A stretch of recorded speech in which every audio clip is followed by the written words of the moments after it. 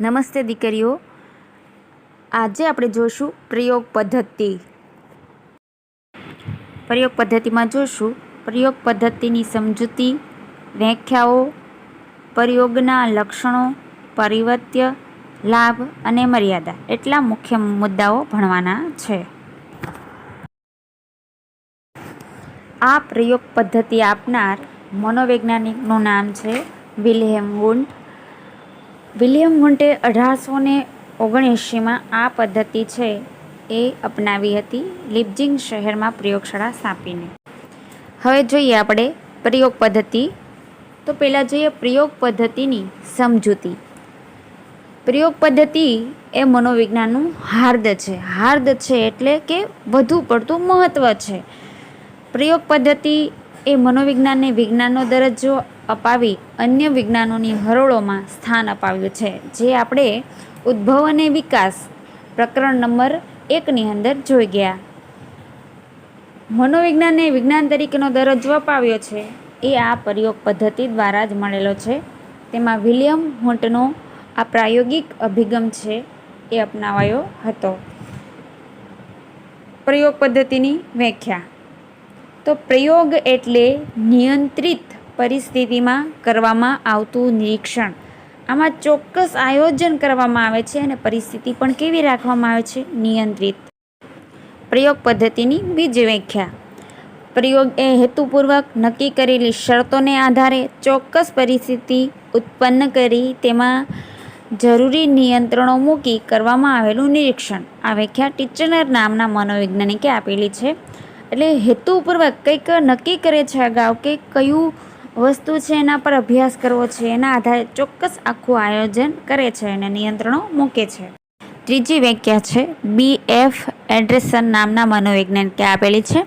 પ્રાયોગિક પરિસ્થિતિમાં એક પરિવર્ત્યમાંથી, પરિવર્ત્ય એટલે શું એની સમજૂતી આગળ સરસ રીતે આપીશ. પરિવર્ત્યમાં હેતુપૂર્વક ફેરફાર કરી તે ફેરફારની અન્ય પરિવર્ત્ય પર શું અસર થાય છે તે જાણવા માટે બે પરિવર્ત્ય પરસ્પર સંબંધનું કરવામાં આવતું નિરીક્ષણ છે. પ્રયોગના લક્ષણો: 1. નિયંત્રણ, 2. પરિવર્તન, 3. પુનરાવર્તન, 4. વસ્તુલક્ષતા. આમ કુલ 4 લક્ષણો છે. પહેલું લક્ષણ નિયંત્રણ. પ્રયોગશાળામાં કરવામાં આવતા કોઈ પણ પ્રયોગમાં જો નિયંત્રણ ન હોય તો એક પરિવર્ત્યની બીજા પરિવર્ત્ય પર શું અસર થાય છે તે ચોક્કસપણે જાણી શકાતું નથી. આથી પ્રયોગકર્તા પ્રયોગ દરમિયાન જે પરિવર્ત્યોનો અભ્યાસ કરવાનો હોય તે સિવાયના અન્ય તમામ પરિવર્ત્યો છે એના પર નિયંત્રણ રાખે છે. એ પરિવર્ત્ય છે એમાં અભ્યાસ કરવાનો હોય તે સિવાયના તમામ પરિવર્ત્ય દૂર હોય એટલે સચોટ અભ્યાસ થઈ શકે છે. દાખલા તરીકે ઊંઘની ગોળીની વ્યક્તિની કાર્યક્ષમતા પર અસર થતી તપાસવી હોય તો એ પ્રયોગમાં ઊંઘની ગોળી લેવાની આદતવાળી વ્યક્તિ રાખવાની નથી. એ સિવાય જે નથી લેતી એમને એમાં સમાવેશ કરવાનો છે. બીજું પરિવર્તન. પરિવર્તન એ પ્રયોગનું ખૂબ જ મહત્ત્વનું લક્ષણ છે. જો પ્રયોગમાં પરિવર્તન કરવામાં ન આવે તો પરિસ્થિતિ તેની તે જ રહે છે. તેથી અભ્યાસ શક્ય જ ન બને. આથી પરિવર્તન એ કુદરતી નિરીક્ષણની સરખામણીમાં પ્રયોગ પદ્ધતિને વધારે વૈજ્ઞાનિકતા બક્ષતું લક્ષણ ગણાવી શકાય છે. આ ઉપરાંત પ્રયોગ કરતાં સ્વતંત્ર પરિવર્ત્યમાં એકથી વધારે વખત પરિવર્તન લાવી શકે છે. પ્રયોગનું સૌથી અગત્યનું લક્ષણ છે પરિવર્તન પ્રયોગ પદ્ધતિનું વધુ વૈજ્ઞાનિક બનાવી શકે છે અને સ્વતંત્ર પરિવર્ત્યમાં એકથી વધારે વખત પરિવર્તન લાવી શકાય છે. દાખલા તરીકે ઘોંઘાટ, ઉષ્ણતામાનની શિક્ષણ પર થતી અસર તપાસવાનો પ્રયોગ હોય તો એમાં ઘોંઘાટની ક્રમિકતા માત્રા છે એમાં પરિવર્તન લાવી આપણે સ્થિતિ છે એને જોઈ શકીએ છીએ. હવે જોઈએ પુનરાવર્તન. પ્રયોગને કુદરતી નિરીક્ષણ કરતાં વધુ વિશ્વસનીય દરજ્જો જો પ્રાપ્ત થયો હોય તો તેમાં પુનરાવર્તનના લક્ષણના કારણે જ પ્રાપ્ત થયો છે. કોઈપણ પ્રકારના નૈસર્ગિક પ્રયોગમાં છે એ પુનરાવર્તન શક્ય ન હોય, કેમ કે એ કુદરતી છે. એ ઘટના આપમેળે બને છે, આપમેળે ઊભી થાય છે, ફરીવાર એ બની શકે નહીં. તેના પરિણામે તેને ચકાસવાનો અવકાશ, ગાળો મળતો નથી. એટલે જ કુદરતી નિરીક્ષણ પદ્ધતિ કરતાં પ્રયોગશાળાના પ્રયોગ વધુ કેવા હોય છે? વિશ્વસનીય ગણાય છે. સમય અને પરિસ્થિતિમાં બદલાવ આવતો જોવા મળે છે. પરિવર્તનનો અભ્યાસ પુનરાવર્તનના કારણે શક્ય બને છે. સમય અને પરિસ્થિતિમાં બદલાવ જોવા મળે છે એટલે આપણને એનું સચોટ છે એ માહિતી છે મળે છે. દાખલા તરીકે અગાઉ આપણે પ્રયોગના પરિણામોમાં પુરુષો કરતાં સ્ત્રીઓમાં સૂચનવશતા વધુ હોય તો તેમ દર્શાવતા હોય. હવે જ્યારે અબળા મટીને સ્ત્રી સબળા બની છે ત્યારે શિક્ષણ પણ પ્રાપ્ત કર્યું છે એટલે શિક્ષિત વર્ગ વધ્યો. એટલા માટે આમાં છે એ સૂચનવશતાનું પ્રમાણ ઘટશે. એટલે પરિણામ છે એને આપણે ફરી જોવા પ્રયાસ કર્યો ત્યારે આપણે પરિણામ છે એ સ્પષ્ટ મળે છે. એટલે પુનરાવર્તનથી વિશ્વસનીય પરિણામ પ્રાપ્ત થાય છે. વસ્તુલક્ષિતા પ્રયોગકર્તા કે નિરીક્ષકની માન્યતા, મનોવલણ અને પૂર્વગ્રહ વગરનું નિરીક્ષણ એટલે વસ્તુલક્ષિતા, જેમાં વિશ્વસનીય પરિણામ માટે વસ્તુલક્ષિતા અનિવાર્ય છે. વ્યક્તિલક્ષિતા પરિણામોને દૂષિત કરે છે એટલે જ્યાં વ્યક્તિલક્ષિતા આવશે ત્યાં પરિણામ ઉત્તમ કે વિશ્વસનીય હશે નહીં. હવે જોશું પરિવર્ત્ય. પરિવર્ત્ય એટલે એવી પરિસ્થિતિ, પરિબળ કે ઘટના જેમાં પરિવર્તન થઈ શકે. બરાબર સમજો.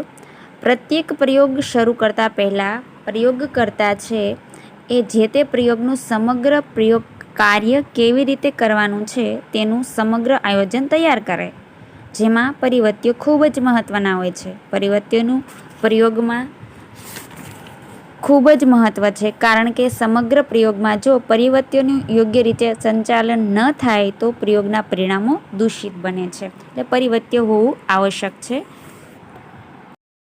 આ પરિવર્ત્યના મુખ્ય 3 પ્રકાર હોય છે: સ્વતંત્ર પરિવર્ત્ય, આધારિત પરિવર્ત્ય અને નિયંત્રિત પરિવર્ત્ય. તે કઈ રીતે હોય છે તે આગળ આપણે જોઈએ. સ્વતંત્ર પરિવર્ત્ય એટલે પ્રયોગમાં જેની અસર તપાસવાની છે તે સ્વતંત્ર પરિવર્ત્ય. પ્રયોગકર્તા જરૂરી પ્રમાણમાં તેમાં ફેરફાર કરી શકે છે. હવે કઈ રીતે? તો પહેલાં સ્વતંત્ર પરિવર્ત્ય છે એને પ્રયોગકર્તા હાજર કે ગેરહાજર રાખીને અને બીજું તેમની માત્રામાં કે પ્રમાણમાં ફેરફાર કરીને.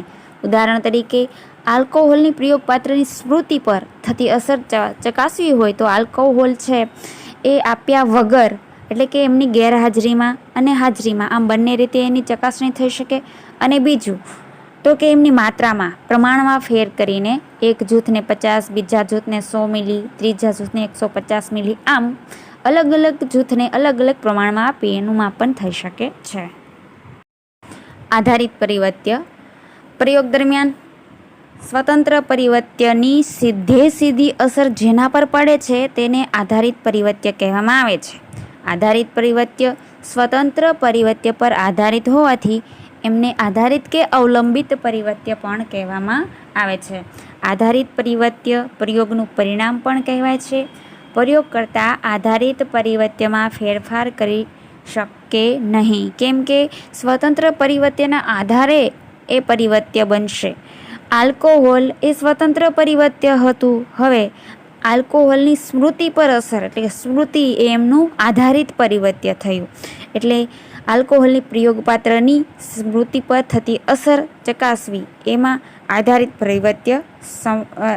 પરિવર્ત્ય છે એ સ્મૃતિ થશે.